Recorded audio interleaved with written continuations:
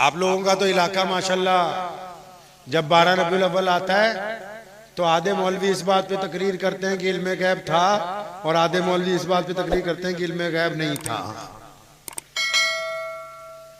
जबकि 12 रबीउल अव्वल पे बात ये होनी चाहिए कि नबी अलैहिस्सलाम की जिंदगी कैसी थी, बच्चों के साथ उन्होंने क्या गुजारा किया, खवातीन की इज्जतें कैसे की, गरीबों के साथ क्या मामलात किए, यतीमों के साथ नबी अलैहिस्सलाम ने क्या किया, उनकी नमाज कैसी थी, चलना कैसा था, गुफ्तगू कैसी थी, चेहरा कैसा था, कपड़े कैसा था। लेकिन हमारी ये बदकिस्मती है कि हम नबी का नाम लेके नौज़ुबिल्लाह एक दूसरे को काफिर काफिर कहते हैं।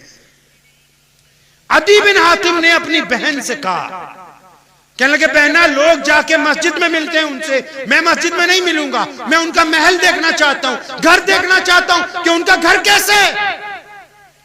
इस बात के कई दिन बाद अचानक अदी बिन हातिम पहुंचे मदीना मुनव्वरा में, मस्जिद नबवी में आप सल्लल्लाहु अलैहि वसल्लम तशरीफ फरमाए। अदी अभी अंदर दाखिल हुए, नबी अलैहि सलाम ने दूर से देख के फरमाया अदी वो आ जाओ, तेरा इंतजार था।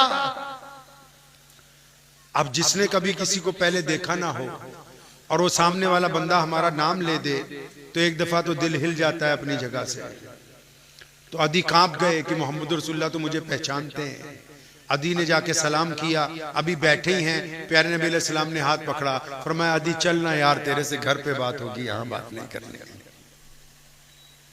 पढ़िए इमाम बुखारी को, कभी जंगे बदर की रात में नबी अलैहि सलाम निकले अपने खैमे से और हाथ में छड़ी पकड़ी हुई है और चलते चलते सैयदना अबू बकर सिद्दीक के कंधे पे हाथ रखा, फरमाया अबू बकर मेरे दोस्त, सुबह को अबू जहल ने इस जगह पर हलाक होना है, इस वक्त जहां मोहम्मद रसूलुल्लाह ने छड़ी रखी है।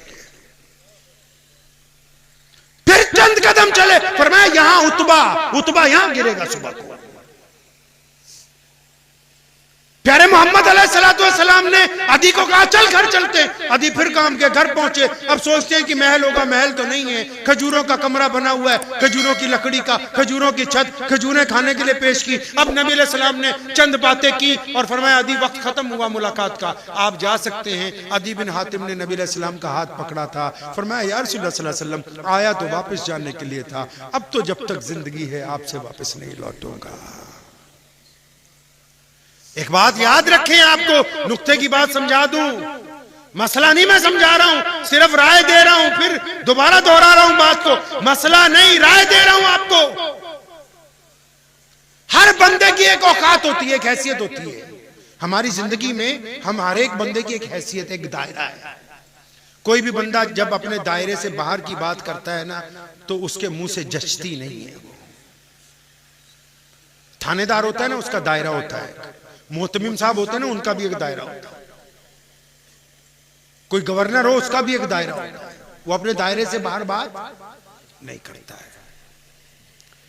प्यारे नबी अलैहिस्सलाम क्या है क्या नहीं है, नबी की शान सिर्फ कौन बता सकता है? एक नबी बता सकता है और कोई नहीं बता सकता।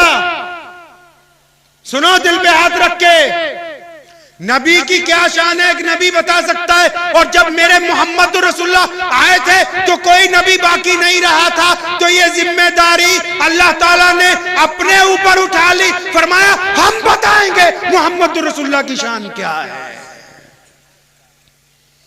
नबी अलैहिस्सलाम की शान अगर कोई बता सकता है तो कुरान में मेरा रब्बे करीम बता सकता है। हमारी तारीख ये कहती है कि अब्दुल्ला इब्ने जुबैर रज़ियल्लाहु ताला अन्हु से लेके इमाम अबू हनीफा तक और इमाम अबू हनीफा से लेके शाह वलीउल्लाह मुहद्दिस देलवी तक 1000 साल का अरसा है। कोई मौलवी, कोई मुहद्दिस, कोई पीर, कोई शेखुल हदीस एक नहीं मिलता जिसने मेरे नबी अलैहिस्सलाम की जात को वजह निज़ा बनाया हो, अवाम के मजमे में नबी अलैहिस्सलाम की जात गिरामी को लेके तनाज़ा खड़ा किया हो। ये हमारी बदकिस्मती है। जिनको इस्तिंजा नहीं करना आता वो बताएंगे कि इल्मे गैब था कि नहीं था। अपनी हैसियत से ऊपर की बात कभी जिंदगी में नहीं करनी चाहिए। उसकी वजह क्योंकि जो शान नबूवत का मसला है वो हमारे दायरे से, इख्तियार से ऊपर है। अल्लाह ने ताहा कह दिया, यासीन कह दिया, मुदस्सिर कह दिया, साहिब खुल्के अजीम कह दिया, रहमतुल लिल आलमीन कह दिया। अल्लाह ही जानते हैं वो क्या है। हमारा मकसद सिर्फ उनकी शान बयान करना है, शान की हुदूद बयान करना हमारी औकात से बाहर की बात है।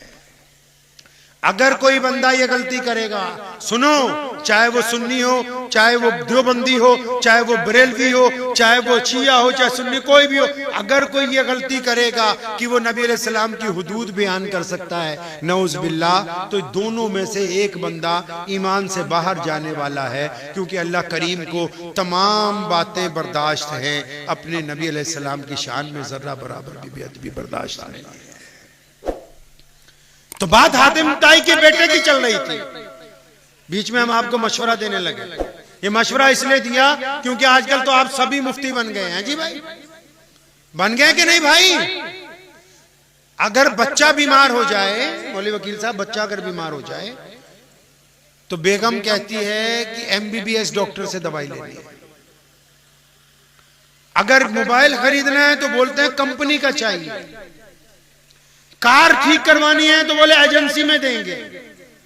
और अगर फतवा लेना हो तो, कल रात में एक निकाह में था, वहां भी 5-6 मुफ्ती थे। डॉक्टर साहब भी फतवा दे रहे हैं, इंजीनियर साहब भी फतवा दे रहे हैं, बावर्ची भी फतवा दे रहा है, रेडी चलाने वाला भी फतवा दे रहा है जी। मतलब दीन लो कैटेगरी का चाहिए, दवाई भी अच्छी, कपड़ा भी अच्छे शोरूम का, मोबाइल भी अच्छी कंपनी का। और जब दीन समझाने की बात आए, दीन समझने की बात आए, तब उलमा नहीं, जो भी हैं अरे गहरे, वो सारे ही मसला बता रहे हैं जी, हमें पता है।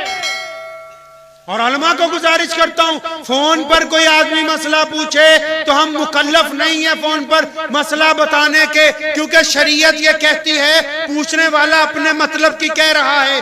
अगर उसको मसला पूछना है अपने इलाके की मस्जिद के मुफ्ती के पास, अपने इलाके की मस्जिद के इमाम के पास जाए, जो उसके जाहिर और बातिन को जानता है, जो उसको पता है कि इसके कारनामे कैसे हैं, जो ये जानता है कि ये मसला पूछ क्यों रहा है, ताकि वो शरीयत के मुताबिक बिल्कुल दुरुस्त बात उसको बता सकेगा।